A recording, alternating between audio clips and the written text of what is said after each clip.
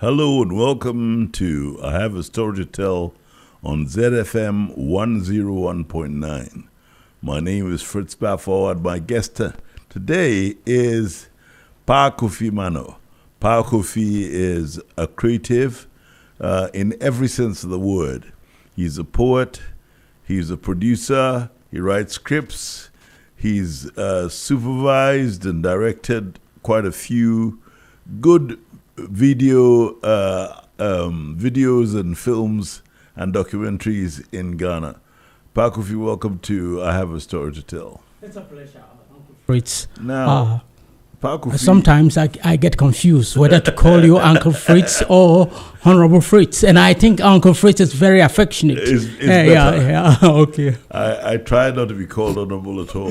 Okay. I think I'm used to the Uncle Fritz. Okay.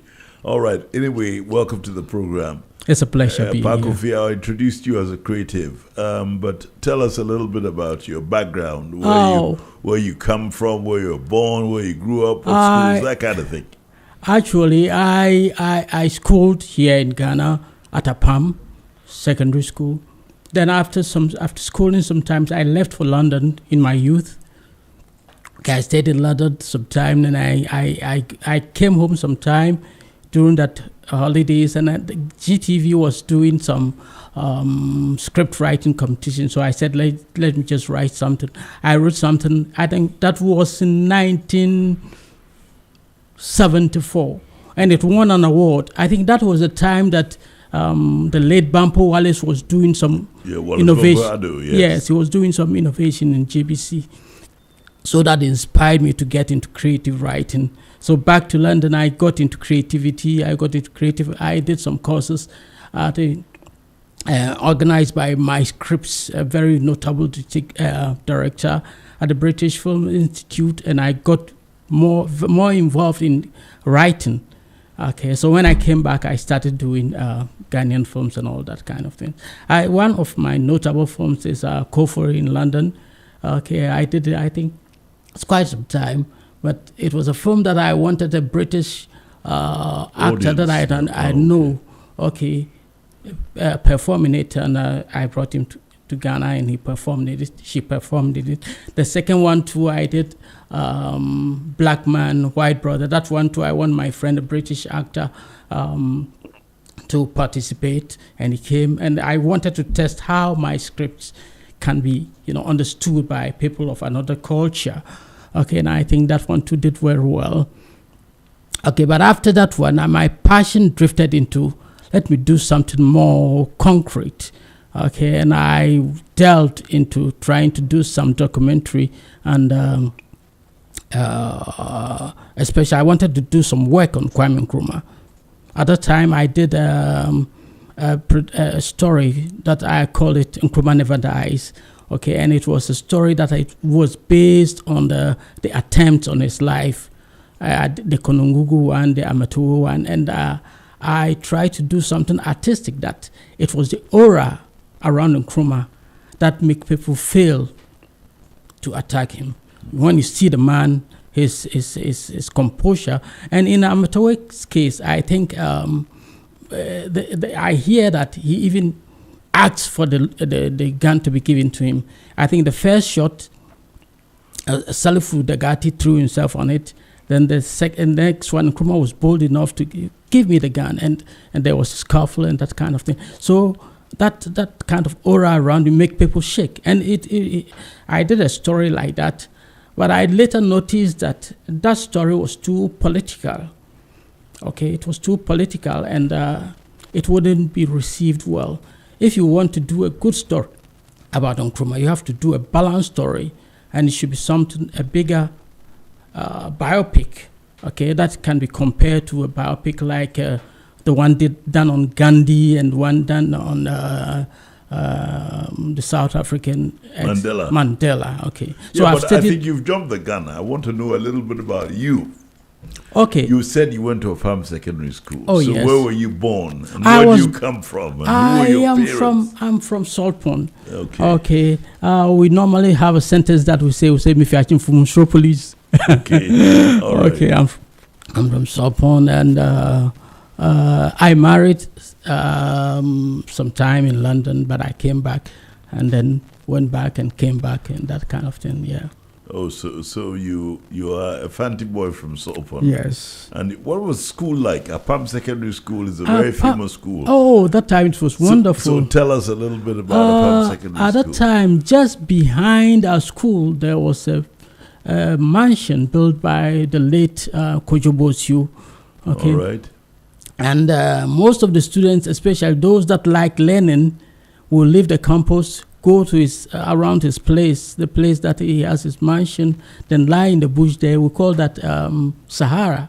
Right. We go there and then learn and come back. Okay, it was quite fun that time. And at that time, I think most of the occasions you buy some rams and all that for the schoolboys and all that.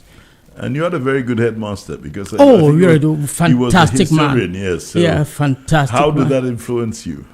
The man was very wonderful. Interestingly, he had some passion for having the school have the best we have in Ghana. He was able to convince people from Kumasi all the way. Most of the top guys in Kumasi at the time had their sons had their awards in Apam Secondary School, and even outside Ghana, I think during my time there were Liberians and all that who were prominent members of some well-known families in Liberia. All of them were in Apam. And so Apam, you also mentioned, because you seem to jump the gun all the time. Sure. So after Apam, what did you do? After Apam, that is where I said I traveled to London. Okay, so what made you travel to London? Oh, that time was a difficult time in Ghana. All right. And we all thought that if you traveled... When you say difficult, what was it like? Oh, that was our champion's time, and everybody thought that if you traveled and go out and come back to Ghana, you'll be better off. Okay, most people thought that was the way to make life. And I think at that time there were no visas, so you could go. You could go, yeah. Right. Yeah, okay. yeah. So tell us about it. You get you just have to have a reason for going. You have to have some funds on you. You get there and you get your visa at the airport. I see. Airport. Okay, so you went to London, and what was the idea of going to London? I mean, you had naturally said you were going to get to make things better. Yes. For yourself. Yeah. But what did you study? I mean, did you study? Did you work? Oh, yes. That's what I say. I studied. Okay, I did film directing and then screenwriting. Right. Okay. And it was organized by a very notable man called Mike Cripps, very known director at the British Film Institute. I see. Okay. So after doing that and remembering that before I left for London, I won some award in script writing, I decided to come back to Ghana and to, get into the arts. And not that I'm trying to pry, but you got married in London. Did Yes. you marry an English girl? No, I didn't marry an English girl. Okay, therefore, that would be a very interesting point for conversation. So you came back to Ghana. Yes. And what were your expectations when you came back to Ghana? Okay, when I came back, in fact, at that time, I was lucky enough because I got into the media in London before I came here. I got some beta cams and equipment for the audiovisual industry. And at that time, too, it was a time that the domestic film production was taking a turnover. It was, moving from... Kwanzaa, yes. Originally, they were doing pneumatic films, very, cinematic films. But eventually, when it moved to home video, then, you also you could organize your own story, shoot, sell on video, and then, Yeah. So that's what you did. Yeah. Because you set up a production house. I had a production house, okay, Ideal Concept. We did, in fact, I think it was 2002 that I did my first television series. It's called The Young and Old. Okay, The Young and Old was a story that tries to, put into perspective the difficulties about difference in age in marriage. Okay.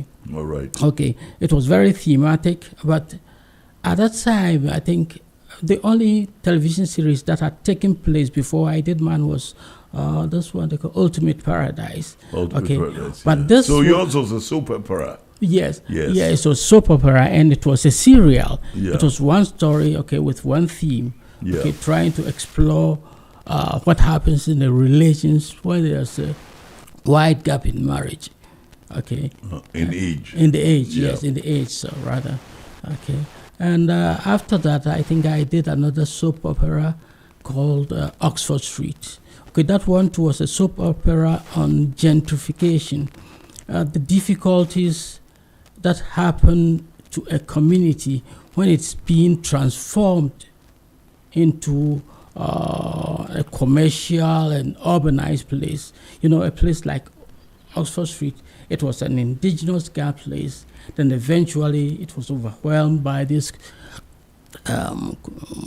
commercialization and all that, and the shops and everything. Everything, okay. And what the impact it has on the indigens, that eventually you find all of them will move, and then occasionally there's a conflict in the family whether they should leave the place, give the place out and go to another place or not, that kind of thing. That was what the soap opera was about. Okay, so from Apam Secondary School to London, where you went to the BFI and you learned script writing, you managed to put together some funds and you brought back your equipment and you started producing. But you also rented out equipment because I remember coming to you and renting your equipment because it's very difficult in those days. Those days for editing equipment and filming equipment.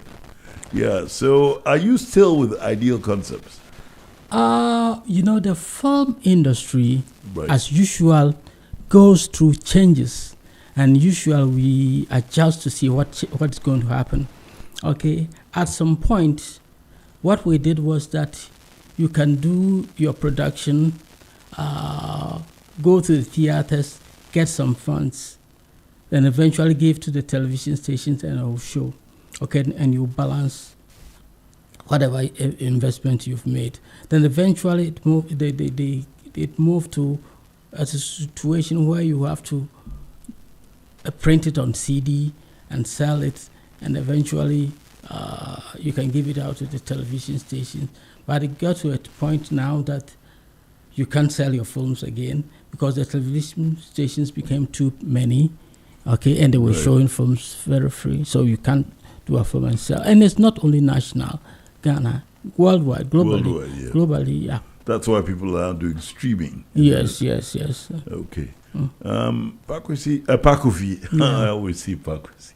Paa Kofi, so you started your Ideal Concepts and everything, but we want to talk about your story. I mean, how did you get into this thing about writing scripts? Where did you get your ideas from? Because you're creative. Yeah. So what influenced you? What helped you get a sense of direction as to what you wanted to be? Okay. Initially, when I started writing, I told you about the GBC one. Okay. Yeah. And then eventually, I wrote a book. All right. Called Great Encounter. Also, that book was given an award by the Independent Press, New York City Big Books Award, as a distinguished. It's called this in the category of I think it was multicultural fiction. I see. And yes, yeah. And what was Great Encounter about? Great Encounter was about the first engagement of Europeans and Africans. It's set actually in Elmina, Spain, and then France. And actually, that book is being converted in a film. I see. To a film. I have two projects. In fact, for quite some time, maybe about 10 years now, the industry changed, so you have to adjust to it. Okay. Right. So I just said that let me see if I can concentrate on the script writing, okay, and see whether that can take me somewhere. Okay, so I did two scripts. One is on the Great Encounter, and the other one is on a comedy. Okay, and the comedy, these days, the way it works is that, unlike before, that when you do your work, you can get somebody and just show them your script.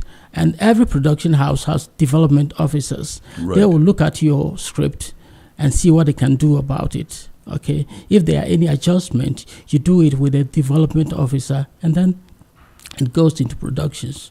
Now, that thing doesn't exist anymore because there are only a few people that can do high budget films. All the production companies are averse to production these days. How do you get your money back? Right. There are no more theater houses. There are theater houses, but you can't get Yeah, we don't have as many film theaters. Shown, and you can't get your money back. I mean, if you look at the trajectory in the industry, I've studied especially films like Gandhi and then Mandela. Okay, you realize that when they did Gandhi in 1982, okay, they spent $30 million to do Gandhi, and they had not $30 million, $22 million for Gandhi, and they had back $130 million. So they made a huge profit. Huge profit. I mean, that one was a very huge profit, and it also won a lot of Academy Awards. That's right. Okay. I think the highest gross, the highest multiple investment in film is The Passion of the Christ. Mel Gibson spent about $30 million on it and had over 600 and something million. Yeah. Okay. But I think the most expensive film was the Titanic because it was a billion. Yes. Yeah, and yeah, but it made $3 billion. It made $3 billion. Yes, right. yes. So what was translated into what was hundreds of millions about in the 1980s was about billions. Yes, that's true. Film like Avatar, Avatar made about 2.9 billion. Yeah. Avengers Endgame also made 2.7 billion. Yeah. Okay, but just after COVID, the industry has changed. Okay. Right. You can most of the films that were highly budgeted before COVID, after COVID, they had to reorganize because you can't get your money in the theater. So now what they have is VOD, that is view on demand. Yeah. Okay, and it's trying to balance what they could get at the box office before eventually it will go on general streaming. Which is yes, okay. Here I am on. I have a story to tell on ZFM 101.9. My guest is a creative, a director, a producer, a scriptwriter. He's done everything in film. He's actually even rented out equipment because I have been one of his clients in the long time.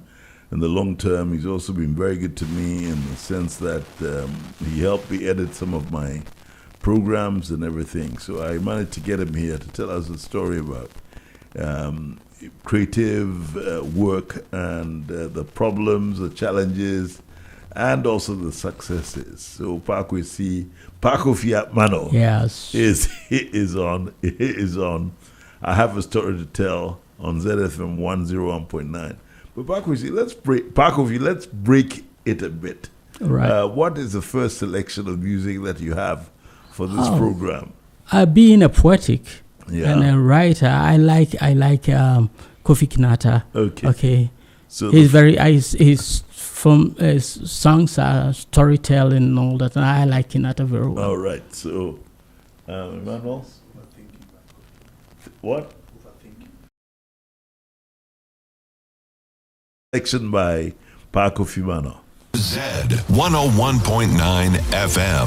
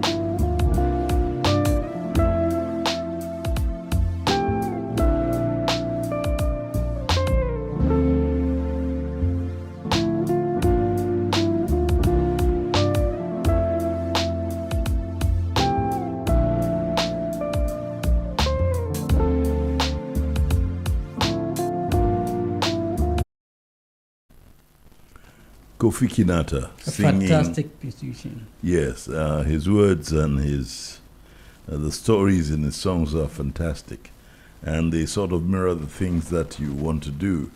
Yeah. One thing I've gathered from talking to you is that you have you really understand the motions of the creative industry. What do you think of the creative industry of Ghana at the moment, especially when it comes down to audiovisuals? We started very well, but there is some dynamics in the industry that we have to understand.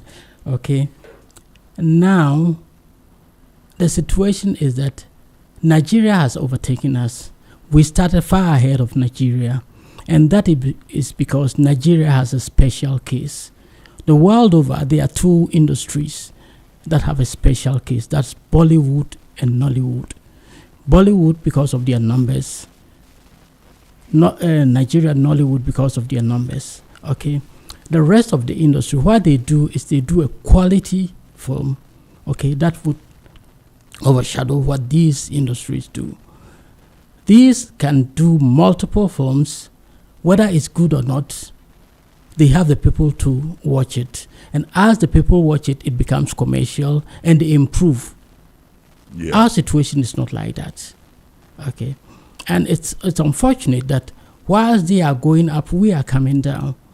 Okay. Before, at Ghana Films, when Ghana Films was there, they were doing better films. Then eventually it drifted to Kumawood, and the quality technically dropped.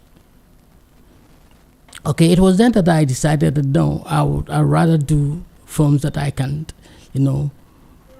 engage the bigger market. Okay, I actually have 2 films. As you said. Yes, okay. And my passion now is to do a Kwame Nkrumah biopic, and we'll talk about that later. Yeah, but I still want to know why. I think because I'm sure my audience wants to know why this fixation on Kwame Nkrumah. I think a biopic of Kwame Nkrumah is long overdue. Okay, if you look at a story like Gandhi, it was done in 1982. Right. Mandela was done in 2013. Okay, in fact, all these 2 biopics that are comparable to what an Nkrumah biopic should look like, there were usually one person that was passionate about it, and it was his passion that drove to the making of the film. In Gandhi, there was a man called, it is actually the director, Richard Attenborough. Yeah, Dickey. Yeah, yes. He started working on the film in 1960. Right. In 1963, he met Nehru. Nehru encouraged him to go on. You have to explain who Nehru is. Jawaharlal Nehru was yes, the first Prime Minister of India. Yes. Please explain, because you also want our audience to know. You're right. Yes. Yeah, Nehru encouraged him to do it. Nehru died later. Then successive governments and all that. From 1963 and 1960, actually, it was 63 that he met Nehru. Yes. Then afterwards, they were changing. And then it was only in 1978 that he could get the correct script. Okay. What happened was that Attenborough is a director. Yeah. So he needed a writer that can give him the correct script. And all the script that he had earlier were scripts that were either referential or political. And Hollywood is not interested in something like that. Your story should be thematically focused. Okay, so eventually when the writer for the eventual film that was accepted, John Riley, when he came on board, he decided, though it is a Gandhi story, he would rather concentrate on the concept, the passion that was driving Gandhi, that is non-violence, how to use non-violence to topple a British Empire. So he worked more on the theme, which made the film rather more artistic, and Hollywood got interested in to produce. It's a fantastic film. Yeah, yes. And Mandela's own to the situation was that from 1980 there was this man Amant Singh, he's also a producer, and he also got passionate about doing a film on Mandela in 1980s. So Mandela said that his story was not complete. He was still in prison. So it was 1990 when Mandela was released that he gave the right to produce the film to Amant Singh. 1980. Now, Mandela 1990, Mandela told him that you have to wait. I'm writing a book that you base the story on. Long Walk to Freedom. The Long Walk to Freedom. So he had to wait to 1994 before the book was released. And after it was released, Amant Singh had to get a writer that could write the story in the tone that Mandela wanted. So that one took them a long time. I think it was somewhere around the early 20s that there was this guy. I think William Nicholson, yes, came on board, and he was able to draft a script that was also based not on Mandela as a person. Hollywood doesn't want a history book, right, a history story. Your story should be structured, okay? And he used Mandela's passion, that is non-violence, and also reconciliation. Yeah. That was more the most important one. So if somebody that has been in prison for 27 years could say, let's forget the past and build a nation, okay, that was a thematic focus of the story, okay. And in Nkrumah's case, I think the focus of Nkrumah's story should be the passion of having a united Africa in the face of home betrayal, conflict, rivalry, and also foreign intrigue. Yeah. In Nkrumah, he was such an intriguing figure, and in my view, it may be wrong. In my view, it's not that the West hated Nkrumah. He was a dynamic man that you just can't hate him. You will like him, but they wondered what this man wanted to do with Africa. Okay, so the force what I want to use for an Nkrumah biopic is his passion for Africa and how, in the face, his passion for a united Africa in the face of home rivalry, betrayal, and sabotage, and then foreign intrigue. That's what I'm building. But why haven't we in Ghana, all right, created the critical mass to do a film for Kwame Nkrumah? Because let's push aside the politics and all that kind of thing. Yeah. But in the eyes of Africans all over the world, they want it, and they believe that he's one of the greatest Africans that ever lived. Yeah, and he was the BBC African of the Century, or a political personality of the century. But why is it that Ghanaians themselves haven't come together to push for something like that? Can you explain to me from your own? The present state of the industry is that a biopic on Nkrumah can only be done by the big players. When I talk of the big players, it means people like Netflix, Amazon Prime Time, Apple TV, Disney Channel. Disney Channel does fanciful films. Okay, and then after Disney, we have the Warner Brothers. Warner Brothers have a lot of people, a lot of other companies under them. That is Hulu, Max, HBO, Discovery. All of these are on the Warner Brothers. In fact, all the big producers, those stuff, have come under this umbrella. And that is why these days you find some of our brothers in the diaspora coming back home. They are also exploring where they will fix their niche. Okay, and the thing how it works is that you have to produce a screenplay, a story, that can move these big players. Without the screenplay, without the story, you can't have a form of Nkrumah done.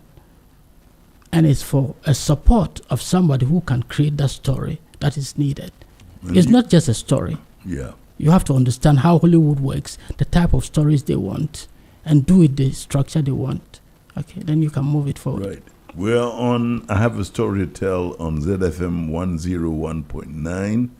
My guest is Paa Kofi Mannor, a producer, a director, a scriptwriter, somebody who's been very well versed in the audiovisual scene in Ghana, and he's telling us his story. He skipped a lot of his early days, and now he's talking about the things that he's passionate about. And one of the things he's really passionate about is to try and put together a film on Kwame Nkrumah. But there are other things that we've got to talk about, because yeah, you are very much a player in the creative arts in Ghana, and one of the things that you are very good at is writing poetry. Sure. So what I want to do before we play your next song is for you to give us a few lines of one of your poems. Tell us what it is and why you wrote it and all that. My poems, I know, and people know, they are quite loaded. Right. I have a poem on God. All right. Okay. It's about the schism between who God is in the face of the religious and also the theorists. Okay, the theorists will say Big Bang started everything. Right. But the basic thing is that all these things, that is referred to is the genesis of all that was, that is, and what will be. Okay. So the religious actually situate it as somebody who is somewhere, who organized the creator this. God, yeah. Yes, a creator God who did it. The scientists also situate it as a process. All right. And my poem argues whether it's not the process that the religious have given it a name that is God. Okay, so go ahead. No, I won't do that poem. It's quite loaded. Okay. Okay. Right. I have also a poem on the change. You know, the Greek philosopher or thinker, what is his name? Socrates or Plato? No. This one is Heraclitus. Oh, Heraclitus. Heraclitus, yes. Yeah, okay. He said that the only permanent is change. All right. The only thing that is permanent is change. All right. The only thing that is permanent is change. That's an Okay, oxymoron. yes. All That right. is, in other words, it's change is the only constant. Okay, and I also did a poem, and the poem, the poem tries to say that it's better to be an ex-president than stay on the scene and get, get your history mad. It's better to be an ex-wife or ex-husband than stay in a marriage and you get, that the marriage. And I have a poem on democracy. That one I will just say one line. It's not only Ghana's democracy, general democracy about Africa. Okay, right. So I'll just say one line. Okay. Only one line. I will say a verse. Right. That's better. Our democracy, whose truly a snug fit for some, a misfit for many. In mimic steps, a stumble's impact, trying to conform becomes just. For through what lies not in silver's gleam, but in honesty's glow, a priceless beam. A hollow reward of a pat on the back for mimicry, a pride too intoxicating, too risky, and yet we embellish it with our flair, with joy and acrimony. We embrace and despair. That's just one verse. That's very nice. It's a long poem. And you do it well. I I like the way you but if you permit, I'll do another poem. But that is not my poem. It's a poem by W.E. Henley. It's a poem on passion, because I'm very passionate. It's a poem on motivation. All right. Okay, I'll do. That is not a long poem, so I'll try and do all if I can recollect. Out of the night that covers me, black as a pit. Invictus. Yes, that's Invictus. Yes, go on. Black as a pit from pole to pole. I thank whatever gods may be for my unconquerable soul. In the fell clutch of circumstance, I have not winced nor cried aloud under the bludgeonings of chance. My head is bloody, but unbowed. Beyond this place of wrath and tears looms the horror of the shade, and yet the menace of years finds and shall find me unafraid. It matters not how straight the gate, how charged with punishments the scroll. I am the master of my fate. I am the captain of my soul. That's Invictus. You know something? I'm very, very happy you said this, and it will seem as if we planned it. But no. Invictus, It just came like that. Invictus is my father's most favorite poem. Oh. And I came across a notebook that my father had written a few things, and Invictus became a poem that I love so much. So I'm very, very happy that you've been able to say it. And it brings you nostalgic memories. Great memories. And also it became the title for a film on Mandela during the World Cup rugby. Yes, a beautiful film. Yeah. Anyway, thank you very much for really taking us into this poetic avenue. Right. But let's have a song. Right. All right, Emmanuel.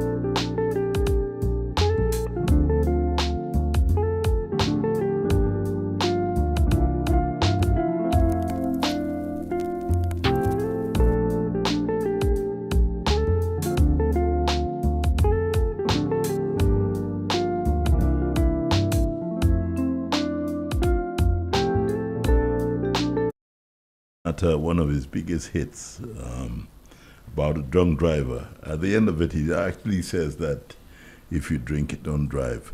Paa Kofi, you've been talking to us about a lot of things, and then you veered into the creative aspect of your creative performance of your own, where you recited one of your poems, and then you did the wonderful poem Invictus.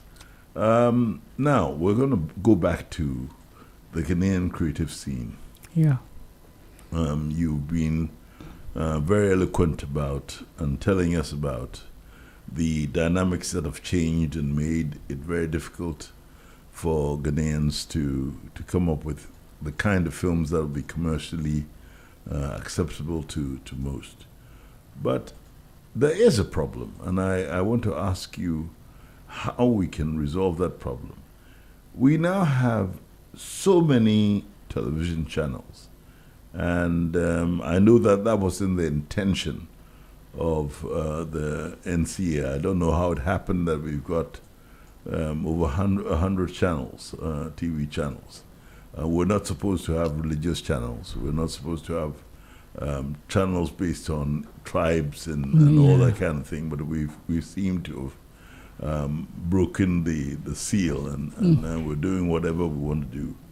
But one of the things that disturbs me, because I'm a filmmaker myself, is that there's been an influx of foreign films, and most of the channels and most of the stations play films from outside. And in some cases, they've actually started voiceovers over, let's say, Indian films and South American films, novellas and telenovelas or whatever they call them. What do you think about that? Because we've got a lot of... Ghana was one of the first places to have a film school in Africa. Yeah. In fact, NAFTI is regarded as one of the best schools in the world. Yeah. Because it's produced wonderful people, and they're out there, and nobody seems to be taking their productions or helping them reach the height of their creativity. Okay, I've been trying to do things outside, so I tell you the situation outside. Before a production begins, a story must be vetted and seen to be of quality. Then it gets into production. Okay. Here, we don't do that thing. As I told you, I was using the story of Mandela and Gandhi as example. Gandhi had to stay 20 years just because of the story. Yeah. Mandela took the same 20 years from 1980s to 2013 when it was released. They had to make sure that a good story is had. Okay. Now, here, we don't regard the blueprint that will be used to make a story. Okay. So what happens is that people get in the location and they shoot what they can shoot. They shoot anything. Then the quality drops. Then you find out that what they are doing is rubbish. So you might rather take a well-structured story from outside and do a voiceover. Okay, and a story is something that is very special. Mm-hmm. Okay, it's unfortunate that we've missed the road. Okay, if you look at the original classification of stories by Aristotle, using a Greek tragedy, that every story has a structure, and it's the beginning, middle, and the end. Okay, the beginning is, who is the story about? What is his problem?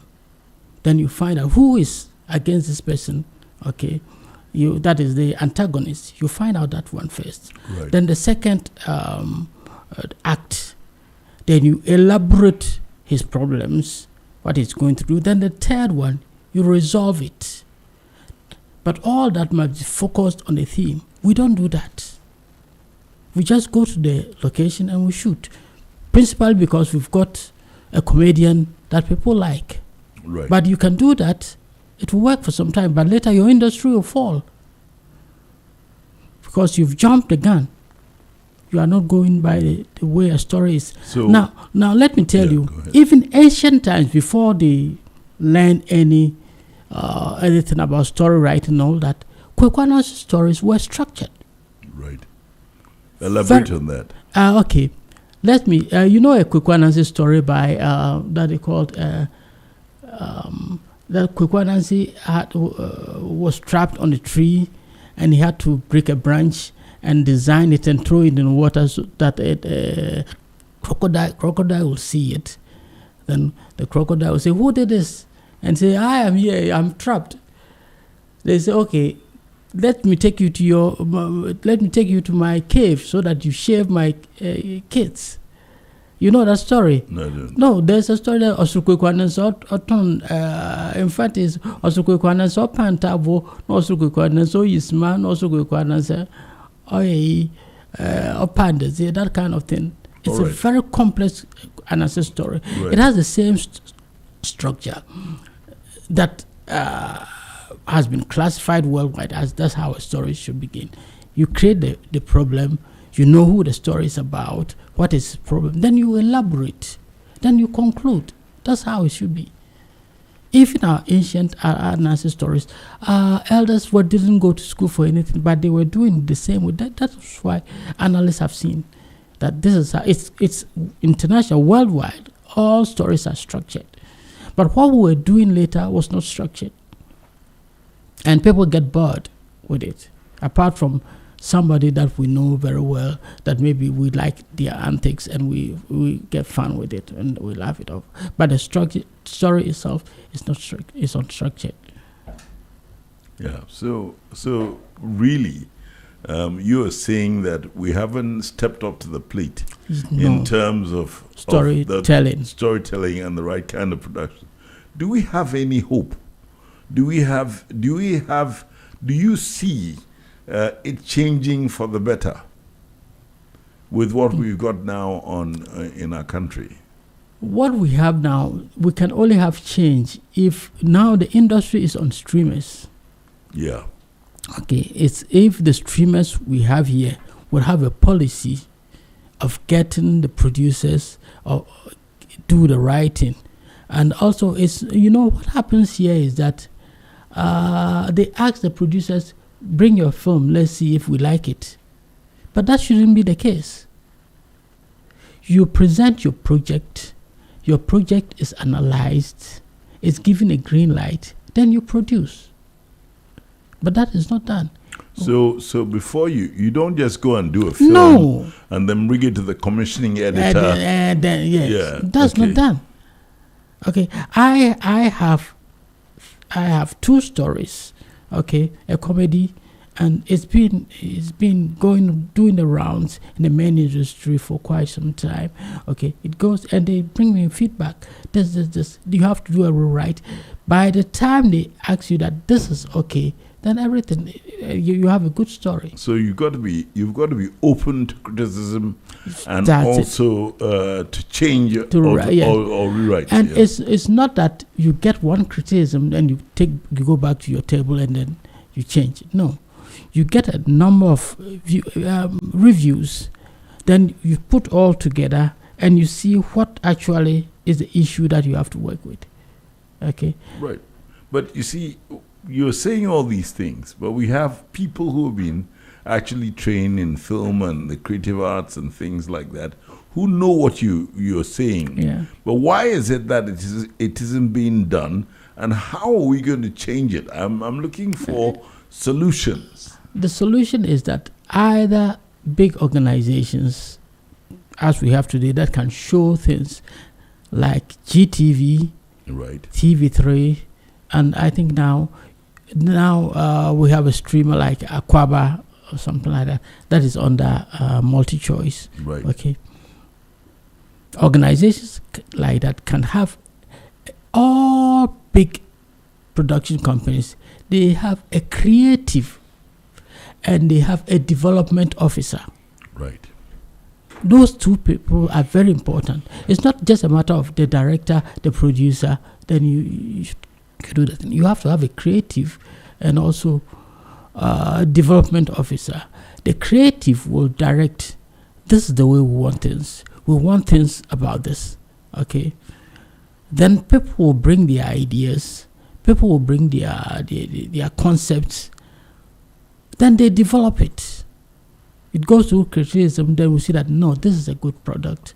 Then it moves ahead. But we don't have that. We don't have that.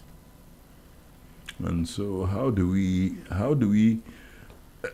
my problem is that we're talking about creatives.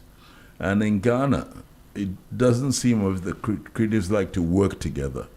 For example, the Ghana Actors Guild has been in court for the past 4, 5, 6, 7 years. So the actors are divided. The producers and the creative writers are not showing their mettle. All right. I remember my good friend Kojo Yanka coming up with Inspector Bidiaku, which was a wonderful series. Now, in Europe, you can have a series that will go on for 20, 30 years. Yeah. You know, Coronation Street started in the 50s. Yes. It's still on. EastEnders started in the 90s. It's still on. And so I'm just saying, why is it that we who have the skills and the ability have not been able to set a certain standard from your point of view? There should be an overarching organization that sees to that. As I'm telling you now, anything that you do in Hollywood today, first you have to present your project.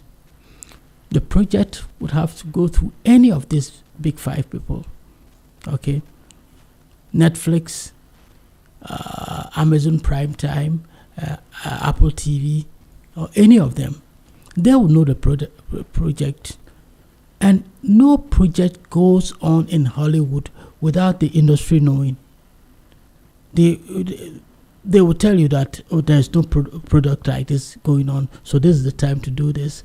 There's something similar to this. Let's push this to another time. Nobody's going to steal your work. Okay. There is an overarching organization that sees to that. We have the National Films Authority here. It's an authority. Okay. If they have creatives, they have people that have those kind of ideas, they can see to reorganize it. Okay. And all the television stations, I don't know, but I think they come under some umbrella. Okay. They can also see to the making of something that would improve the quality of audiovisuals we put in the air. All right. Here we are on I Have a Story to Tell. My name is Fritz Baffour. My guest is Paa Kofi Mannor, who is a producer, director, or as we say in the modern parlance, a creative. And he's been telling us his story. He's veered from his personal story and has been giving us a lesson in how to come up with good creative products. He's actually even performed 2 poems, one which is a favorite of mine, Invictus. And so the story continues. So, Paa Kofi, what are you doing now? What I know you say you've got 2 projects, but yes. Apart from that, how are you contributing to the industry in Ghana? I think what they tell creatives to do, continue writing, even if you haven't gotten there. What I'm doing now, I told you earlier, is a project on Kwame Nkrumah. Right. Okay. And it's not just about his history story, that he was born here, he became this. I'm trying to put together Kwame Nkrumah's main passion, a united Africa, and what that entails, and what got him into the rivalry he had, the sabotage he had, and also the betrayal. Now, I want to ask you a question. I mean, when you're talking about filmmaking, you have to rely on archival material and historical material and stories. There's a lot of content that you've got to study in order to help put together something as big as what you're saying. Yeah. Do we have enough material on Kwame Nkrumah in Ghana? There is more than enough on Kwame Nkrumah to work on. But the point is that you cannot do a project of Kwame Nkrumah without the government of Ghana sanction. Why? That is what has happened. If you look at the comparable biopics that has been made, Gandhi was started by Richard Attenborough in 1963. Yeah. It was able to be made in 1982. Yeah. Attenborough met Nehru, met successive governments. It was only in Indira Gandhi's time that eventually he was given the nod. Okay, and the Indian government set up the Indian National Film Development Corporation to liaise with Attenborough to see that project go. And the Indian government funded it fully, $22 million. Eventually, they had $130 million. Attenborough had spent so much time on the film that at the point that it was being made, he decided with the producer that he was not going to take a fee. Apart from a few monies he took for things that he has to do, he wouldn't take a fee for a director. He would bet his fee on end profit. The revenue. Yes. On the end profit, and they agreed on more than 10%. So you see that for his effort, he had more than 10 million. So he had belief in the product. Yeah, but that is my problem. And if you look at Gandhi too, Mandela, sorry. Yeah. If you look at Mandela, it was done with the sanction of the government. Okay? You can't sit somewhere and say, I'm doing a product on Mandela. If you have to do something on Kwame Nkrumah, you have to get the Ghana government to know. And this is the only government. The past government I had in mind, but the past government you couldn't approach for that. Okay, but today, now as I sit here, I've put together all that is to be done to have a Kwame Nkrumah biopic done. And when I say to have a Kwame Nkrumah biopic done, I don't mean that we put together funds and expertise and have a Kwame Nkrumah biopic done. I have what it takes to get Hollywood do a biopic on Kwame Nkrumah. And you can't do that without government sanction. That's what I'm saying. Why? Some people would think that is censorious, because if you have to rely on the government to give you money for a program... No, not money. Yeah. He has to know what you're doing. You would not definitely do a story that government directs you. No, you have to do a story that is structured on how Hollywood wants a story, how they want to see a story. So the audience that you're looking for is the international audience. Of course, I'm not. I did a story earlier that I wanted to do an indie production. That is a short story. Yeah. I told you it's about Nkrumah Never Dies. That is a policy. You can't get Hollywood to do that. But what I'm talking now is an international story, a big biopic, like what we have, like Gandhi and Mandela. Okay. Yes. Okay. Here we are on I Have a Story to Tell on 101.9 FM ZFM, and my guest is Paa Kofi Mannor, who's a producer and a director. Now, Paa Kofi, let's get back to you as a person. All right, you went to. You said you come from Salt Pond, and I know that Salt Pond, they are very good at mathematics. So sure. I'm surprised that somebody who should have been a mathematician is now a film director. Interesting. And then you went to Apam Secondary School, and that I can understand, because the famous Mr. Radio was a very great scholar of the arts. You went to England and you went to the famous BFI, and that's where you learned your scriptwriting. You came back to Ghana and set up your own production company. But because of the dynamics and also the fact that we had COVID, which affected the arts very, very, very much, you are now doing other things like chasing this biopic of Kwame Nkrumah, and you've given us the background to how you're going about it and what were the things that helped you, informed you to go ahead on that. But you are a Ghanaian and you live in Ghana. Sure. And you know that our country is going through a very difficult time. If we talk about economics, yes, financially the country is on tenterhooks. And then we have a very, very terrible situation with Galamsey.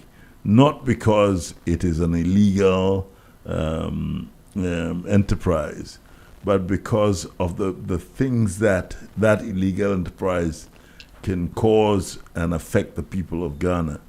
Galamsey uses a lot of wrong chemicals, and we are poisoning the earth. We're cutting down our trees. We're digging holes. We have muddied our rivers, and so our water bodies are affected.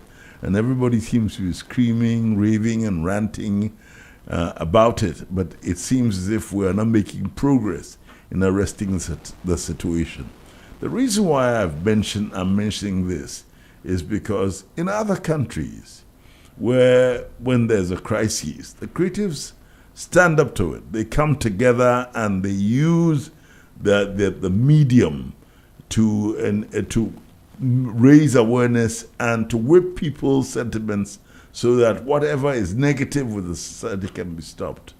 What are your suggestions personally? Yes, personally, but I'll veer a little bit into politics. All right. Okay. What is happening? Not too much. Not too much. No, because the point is that because of the political situation bequeathed us by our masters, colonial masters, the colonialists. The colonialists. Okay. Yes. Africans are yet to discover the political system that they have to use themselves. And if we go back, okay, Kwame Nkrumah thought that this multi-party politics will divide us. Okay, so he found his own way that we have to go. We said no. A champion came, and I find a champion very dynamic man. Okay, he overthrew partisan politics. So why is it that when I have, overthrown something, I have to give it back? Okay, let's try and find our own political situation. And he brought this unique thing. Okay, unfortunately, I Champion did not leave any blueprint at how it was going to go, but he was a soldier.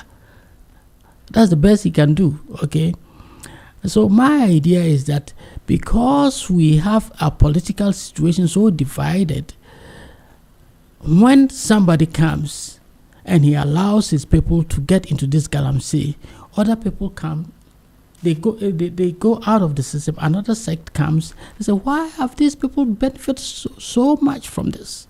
And now it's our turn to benefit. You say, let's stop. So I think the best thing to be done is to do this oral thing. People that, caused us harm, the harm has to be taken, what they benefited from us has to be retrieved. But then, even if it's retrieved, it's still poisoning the earth. If it's retrieved and then you put a ban on it, that will be okay. But people are seeing that my fellow, when their government was in power, they benefited from this, and they are yet to be, prosecuted, or what they had to be retrieved. They flout their wealth before other people and say, now it's our turn. We also have to get something. So what you're saying is that the system of government, we're talking politics, which is something that I try to minimize, because it seems as if every single program or every single conversation in Ghana just veers into politics. But what you're saying is that you believe that the multi-party system is not the best for us. But there are other forms of the multi-party system which I think can be helped. I mean, if we talk about proportional representation, for example, it will help us because you'll have other people who can monitor the system. But that is my opinion. I cannot dictate that this is, but I think the only thing I can say is that we have to evolve our own political system that suits us. Yeah. We have to evolve it. And that will help us in our decision making. That will help you. Yes. You're saying. Anyway, here we are on I Have a Story to Tell on ZFM 101.9. My guest is Paa Kofi Mannor, a producer, a director, a scriptwriter, an artist of many sorts. And he is a very keen aficionado of Kofi Kinata. So let's have the third selection by Paa Kofi. It's your lifestyle, leisure, and business radio.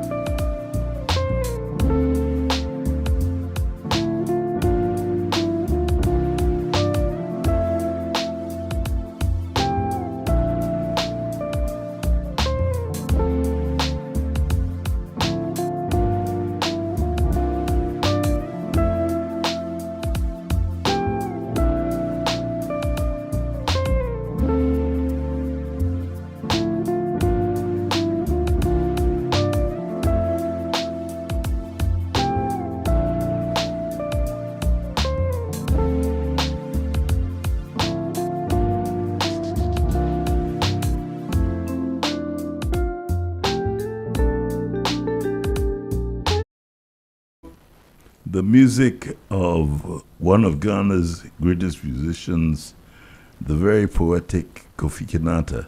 And the selection was by my guest on I Have a Story to Tell on ZFM 101.9, Paa Kofi Mannor, who is a producer and a director. Paa Kofi, we've been talking a lot about the industry. Yeah. And we know that the industry has a lot of problems. And we have a situation in the country where there's high unemployment amongst our youth, and even those who've come out of university and all that. And we seem to want to try and solve that problem by giving them jobs. And I know that in other countries, the creative industry soaks in a lot of the surplus in terms of the jobs. I mean, if you have a very powerful film industry, you'll have carpenters who'll be working on the sets, you'll have electricians, the cables, and lighting and all that kind of thing, apart from the creative side of things. Because the creative industry also has, ancillary jobs that come with it. Do you think that in Ghana we can create such a scenario with the creative industry to get a vibrant creative industry with all the ancillaries so that we know what we're doing? Because Bollywood employs quite a lot of people, and it's the same thing in Nollywood. Yes. As it is, the industry has changed, not in our favor, okay, in our favor of those who can stream and make profit. And that's why I say that Bollywood in India and Nollywood has a special case. Nigeria has a population of about 200 million plus, yeah. All the blacks outside Africa in the diaspora, all of them are about 200 million. US has only 48 million. You're talking about the diaspora, but in Africa we're almost a billion. Oh, yes. And don't forget that Brazil has the largest population of black people outside. Yes, 90 million, okay. Yeah, right. But that's what I'm saying. Nollywood, they have a special case. They have their numbers, and they can do, even if it's not for the world, it's for themselves. And to be okay, Ghana, we can't do for ourselves alone. We are too small. So we have to do quality films. That's it. We have to do quality films. So we're doing quality films, but do we have the potential to do that? And how do we harness that potential if it is true that we have the potential to have a very powerful creative industry in this country? Because you need people who've got the expertise. Ghanaians can write.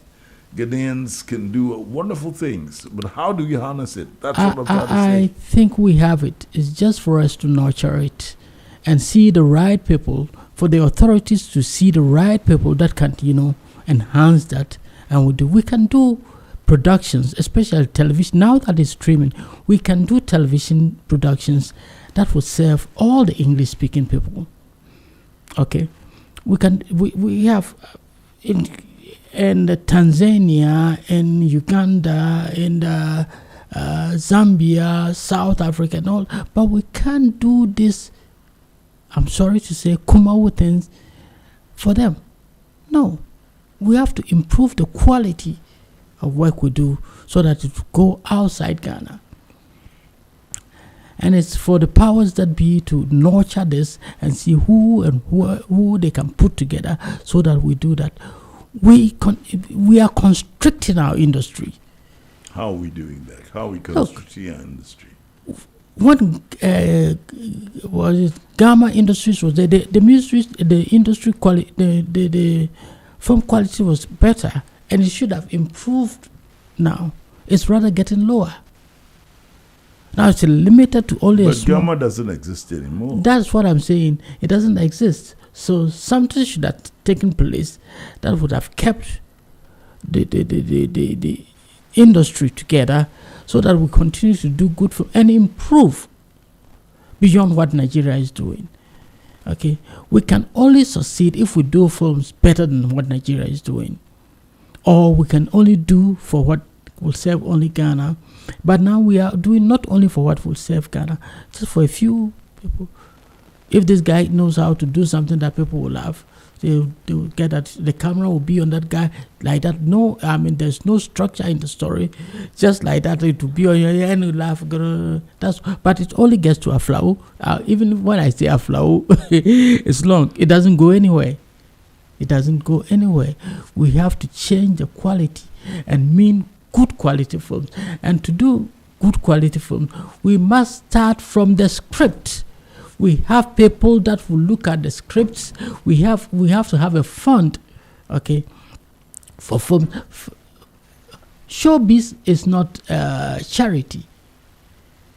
So I am planning that eventually Ghana will do a Kwame Nkrumah biopic that will be millions of dollars, but that is not charity. It will go and it will come back. It's not that I am taking the money. What I want to do is I want Hollywood to accept what I'm doing. Then eventually the government or the people of Ghana invest in it, and the money will still come back. And we sell our icon. We sell our icon Kwame Nkrumah to the world. Ghana has only 2 icons that when you mention their name, it matters in the world. It's Kwame Nkrumah and Kofi Annan. If apart from these two names, nobody resonate. No name resonates. So you think it's an interesting proposition to have a film on Kofi Annan? Kofi Annan situation is not cinematic. All right. Explain that. Cinematic is you can't do a story of Kofi Annan that is thematically focused, that has three structures, that goes by the dictates of how the mind processes a story. The mind has its own way of processing a story that is natural, is organic. Okay, but Kofi Annan, what you can do for Kofi Annan is a series of sequences about him, and it wouldn't be cinematic. But Kwame Nkrumah, even as I'm saying, you need somebody who can craft a story that is cinematic. Okay, if you put together Kwame Nkrumah's story, he's from Nkrofo, he came to Achimota, he went to US, he came to Ghana, he found independence for this person. It doesn't make a story. There's a special way you can craft a story that is cinematic, that the person, it grabs the person sitting down and understands. Okay.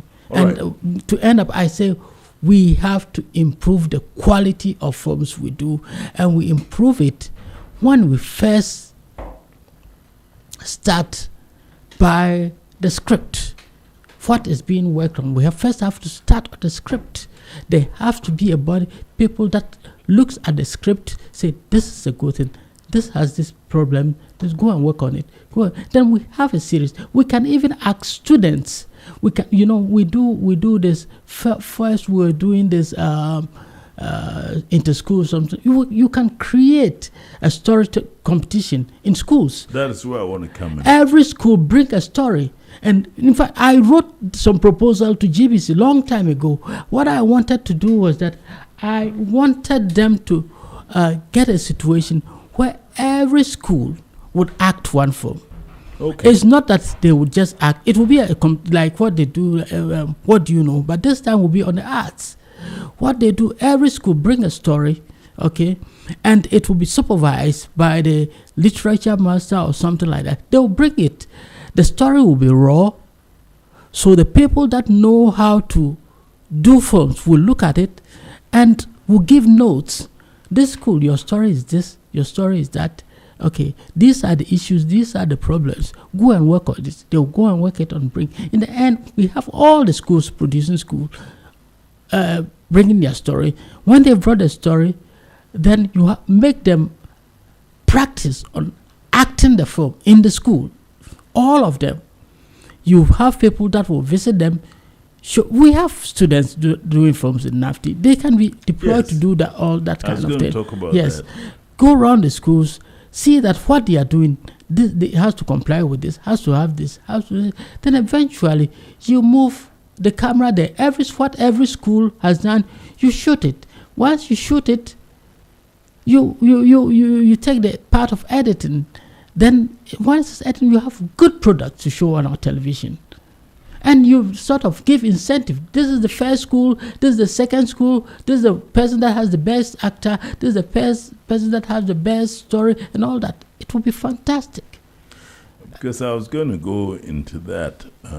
Because talking to you, I realize you have a very, you have in-depth knowledge about filmmaking and creativity and the technicalities and everything. And so you'd have been a very good teacher. Have you ever thought of teaching in a place like NAFTI, or have you been given the opportunity to mentor young people? And if not, why haven't you done it? And don't you think it's time you did it? And how are you going to do it? Yeah, it's very important.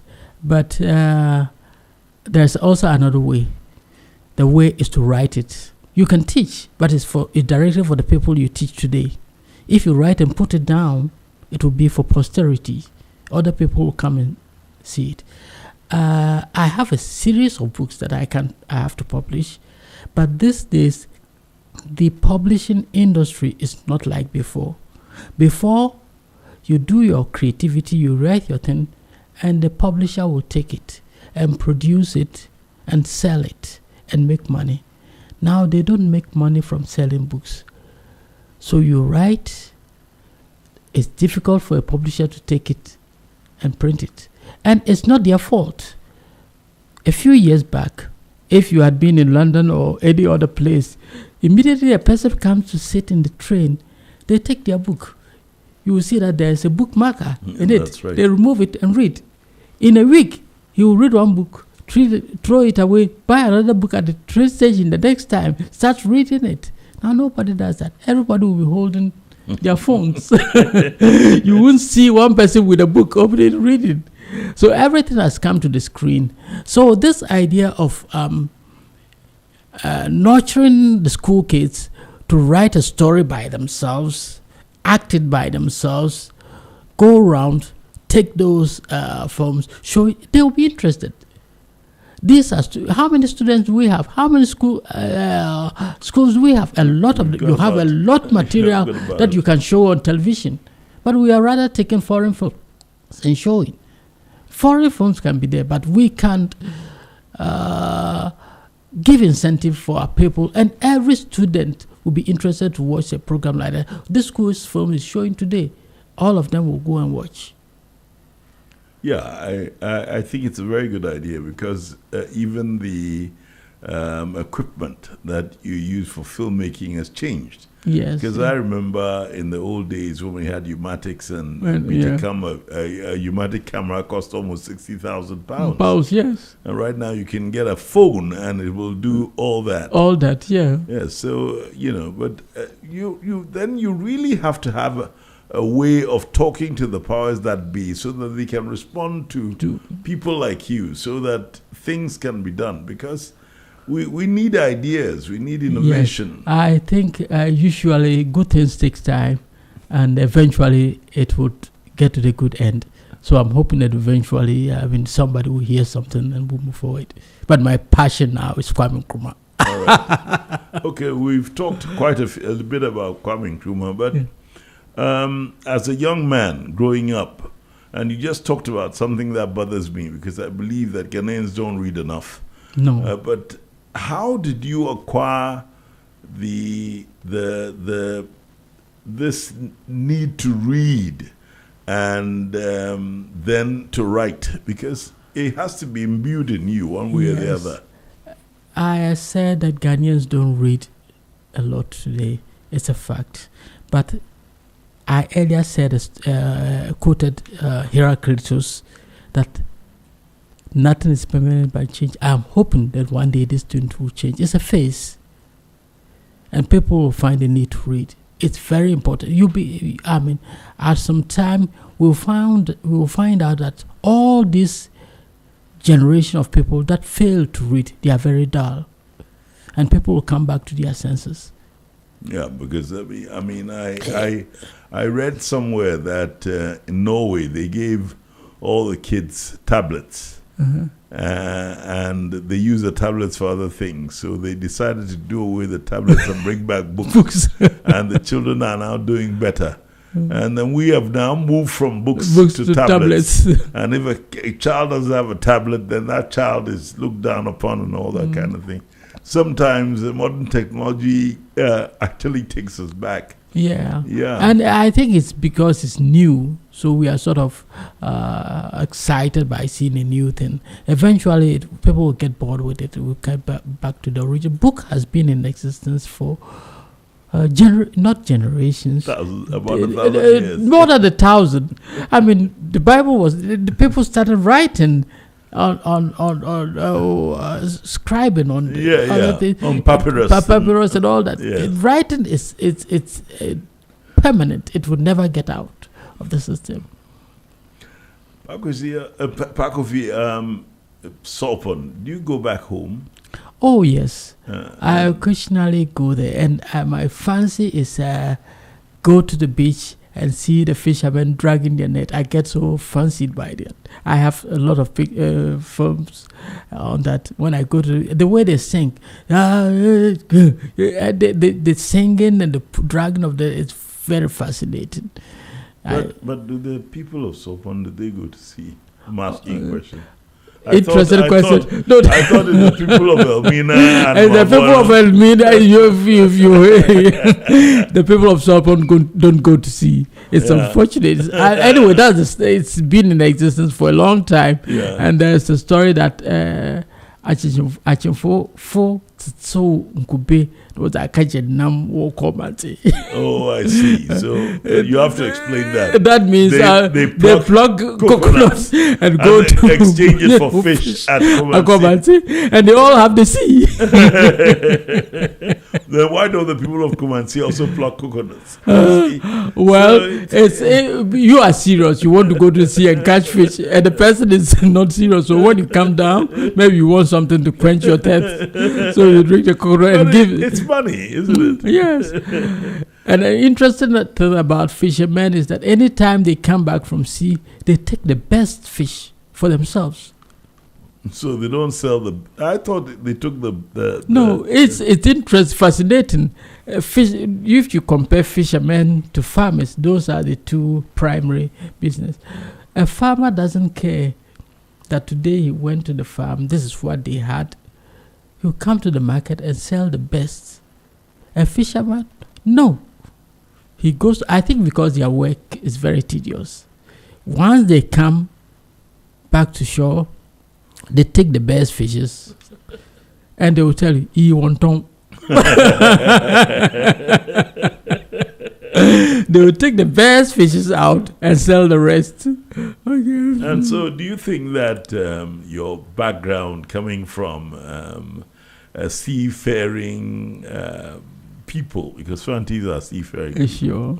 Fantis at least along the coast, where you say Sopon, Elmina, and Mabo. Cape Mori and all those places. Do you think it has had an impact on the way you are? You are a Fanti man. Yes. Do you have that fishing thing around about you, of the culture of the fishermen? I think fishermen have this peculiar habit of being independent-minded. Okay, it's not like somebody that lives in the interior. Okay, you depend on the sovereign of your area. Let's say the chief or the king. He has control over the land that you work with on. So you are sort of servile, obedient. Nana say this is what. But the people of the coast are quite independent-minded, because I think they depend on the sea, and the sea hasn't got a landlord. That's why if you watch it impacts even in our politics. If you look at our politics, the people at the sea, under the coast, they are independent. They vote for who they want to vote, because they've been in that practice of deciding for themselves, not depending on this is our head, so this is what we do, this is how they say we should do. No. So if you look at our voting system, the people they change. But it's true, because from Hafasini to the Volta region, yes, all the people there, they are like republics. They don't have overlords. They don't have overlords. Right. So it's not like this is our party, this is how we do your things. You see, Central Region is swinging all the time, and they decide this is what is good for us. So this is where we go, independently. Okay, and it's in their DNA. Yeah. It's very fascinating. I mean, here we are talking about the creative industry and everything, and we're going into anthropology. Yes. We're going into, our observations, because creatives like to observe. And you were talking about going to Sopon and going to the sea. I said Sopon and go, but they are fishermen. They have fishermen, actually. They're not actually at Sopon, just they are. These days you say Sopon. In the ancient times, there was distance between, but this today Sopan and Command is just you walking distance. And Ija, Ija, and the other places that they fish. Now you talked earlier. I mean, you've talked very strongly and extensively about Kwame Nkrumah and the biopic and everything, but you also know that Ghana was also the hub of the transatlantic slave trade, which is of great interest, not only to the children of the diaspora, but to those who actually even enslaved us, because they want to find out how the people of Africa bounced back and were not bowed down. I'm talking about when you go to America with the jazz and everything. So why haven't you looked at a film on the slave trade, or tell me why it's difficult to do that or it's easy to do that? I think most of the films that has been made that are historic on Africa, on blacks, has been on slave trade.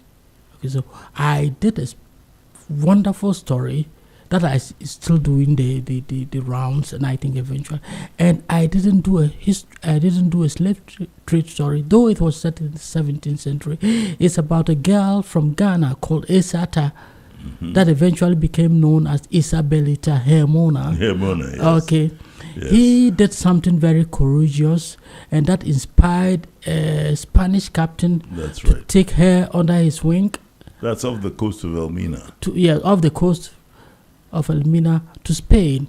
And she lived an eventful life of, I think, about 4 decades in Spain, and eventually came back to Ghana. He came to Ghana, I think... The Gold Coast. He came to the Gold Coast, and I think she was here for about 2 years and went back to Europe.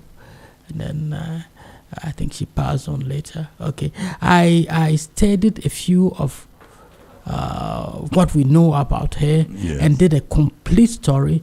Okay. The story that I published is called Great Encounter.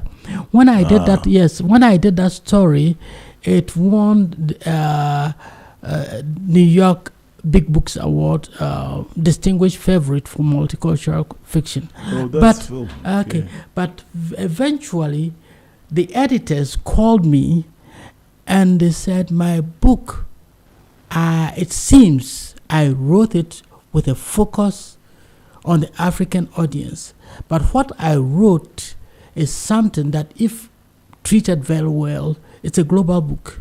Okay, so but the earlier version was a 40,000 word book.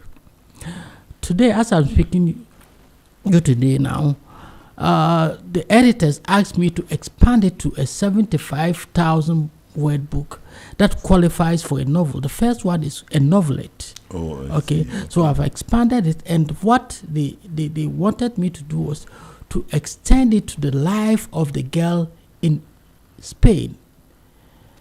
Okay, a black girl thrown into Spain at a time that it was a very turbulent world, and she wasn't a slave. She lived with a family that was very conservative, influential. Okay, and how will a girl like that fare in that society? And that is the story that I did, that is been used as a film now, that I'm still working on it. Okay. All right. But it's not about slavery. It's about humanity. Humanity. It's about courage of a girl, and it's also about the benevolence of the European that took that girl. Okay. All right. Here we are on I Have a Story to Tell on ZFM 101.9. My name is Fritz Baffour, and my guest is Paa Kofi Mannor. And Paa Kofi is selected. We've already had 3 songs from Kofi Kinata. So what else have we got now? Now you're talking about my own cousin CK Man. Yeah. Which one is that? Asafubeso. Okay. So that's...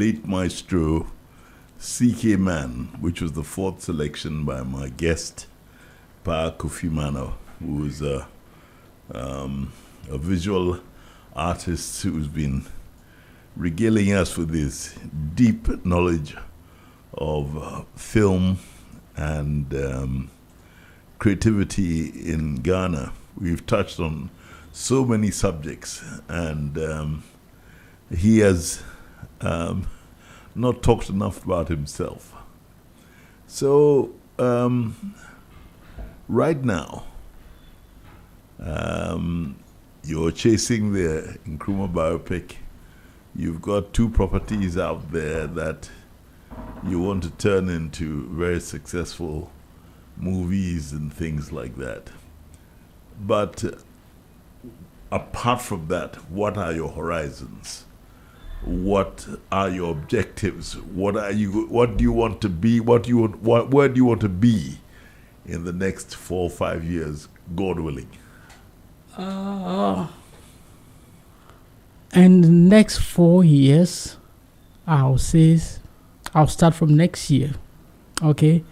In the next year, I want to see at least one of my products being accepted in Hollywood and work being started on them. There are some stories of people who have tried 10 years, 20 years, have their work done. As you said, yes. And I've done that for quite some time. I've neared the point, and I think I'm going to see it. And honestly, I'm not dreaming. From the feedback I these days. So you're optimistic? I'm very optimistic from the feedback I get. Okay, what happens in the industry these days is this. When you have a project, your project goes through development. As you said. Okay, yes. Yeah. You send a project to an agent. Yes. The agent will also take it to somebody that reviews book. These are professionals with masters who have been film critics, worked for so many years. Okay, they don't have to know you, and they don't make them know you. That's how the industry works. Okay, they give an objective criticism of the work, and once that you get that one, and there's work that has to be done on it, they call it actionable work. Okay, so you act on it. It means your work can still go forward if you work on those things. You work on those things and you take it back. Then they bring your feedback. It will get to a point that eventually they will have to defend that work before these big players and get a deal with them. Okay. Now, why I'm very optimistic is that these reviewers don't know you, so they can say anything good or bad about your work. And the review I have in a few of them, I see reviews like, "This is a brilliant actor. This is a brilliant work." Okay, it's the same way we do our work, but this writer is bringing in a fresh approach to this. Okay, and it's because storytelling is one thing. Okay, all around the world, but they see something new in what they do, but there's something new about this one. That's why I'm very optimistic, and all the work, all the feedback I have are actionable. Do this, do this, do this, do this. And incidentally, these days it's not like before. It's not free. You pay, then it goes on. At some point, then you don't pay again. Then the agency takes it. That's how it works.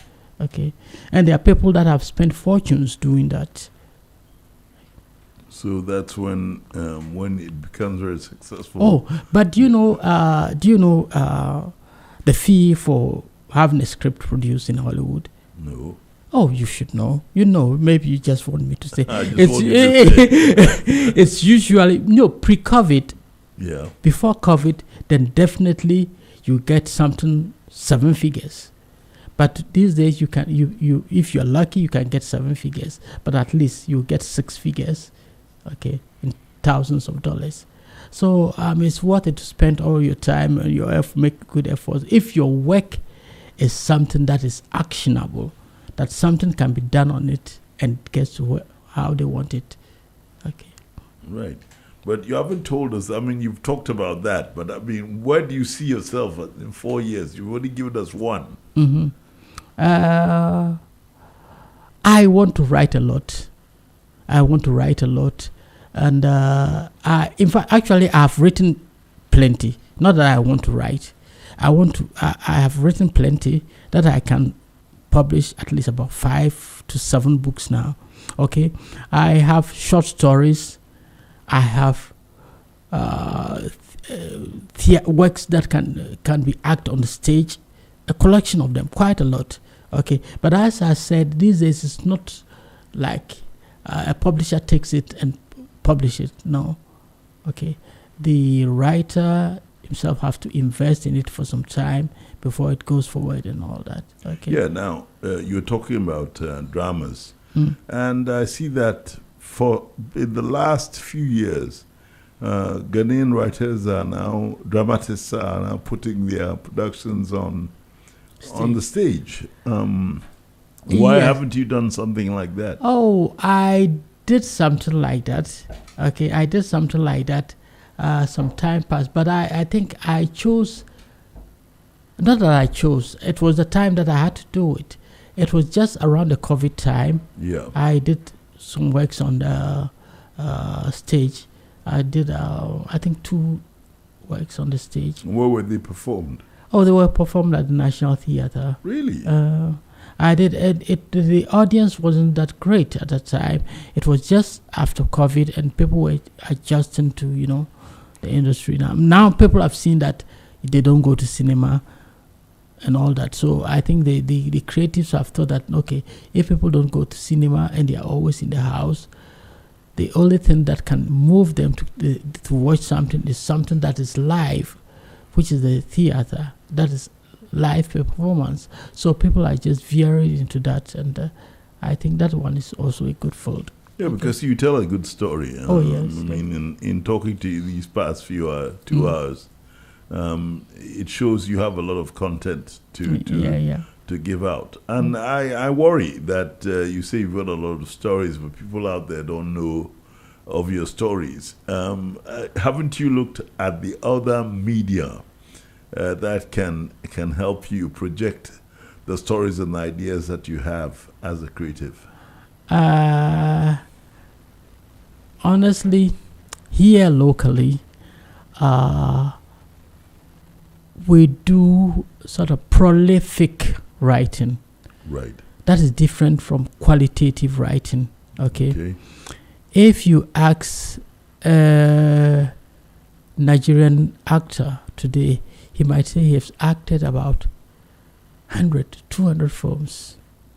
You ask somebody in Hollywood, they've done 4 or 5 films, and they are known worldwide. They are billionaires. Okay. And it got to a point, I say, okay, because we don't have the big numbers that you can do a great work, let me force and try and get my work in the main industry. And I've been doing that for the past 7 years. Okay, so I think if I'm able to get 2 or 3 works eventually, then, and I am dreaming of an Oscar. Right, you want to be the first Ghanaian. Yes, I'm dreaming of, yes. And if I get a time and show you some of the commentary on the works that people are seeing in the main industry, you will know that we will get there. Okay, I'm very, very happy about that. We're coming gradually to the end of this program. 2 hours of talking. Oh, it's already 2 hours? Almost 2 hours, yes. I've been talking to Paa Kofi Mannor, who's a creative, a film producer, director, scriptwriter, and right now aiming to win an Oscar in the near future. As we're coming very close to the end of the program, I want to play your last song. What is it? Oh, Mike, what? Heal the World. Oh, Heal the World by Michael Jackson. Have a trajectory of the kind of music you like to play. Michael Jackson's Heal the World is your fifth and final selection. 101.9 FM.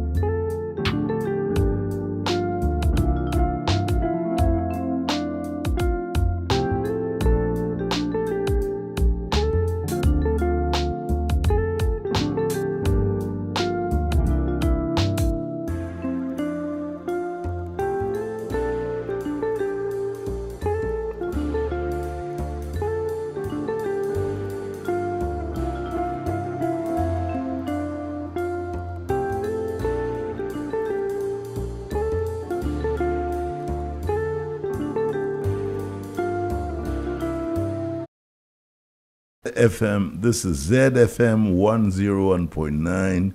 The program you've been listening to is I Have a Story to Tell.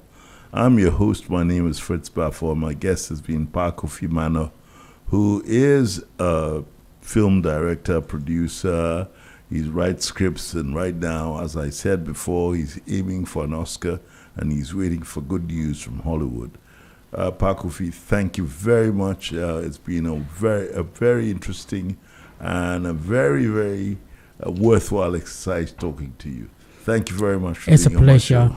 show. All right. The last music we played, I would like to infer it to heal Ghana, make it a better place. And Kwame Nkrumah said something, Africa is not poor. It's the people of Africa that are poor, and they are poor because they've been exploitation of their energies and their resources. These days, there's addition. There's too much greed among ourselves. It's greed that is causing this calamity. It's greed that is making people get power, and they exploit the people. They take so much money that you don't need. You just need just a few.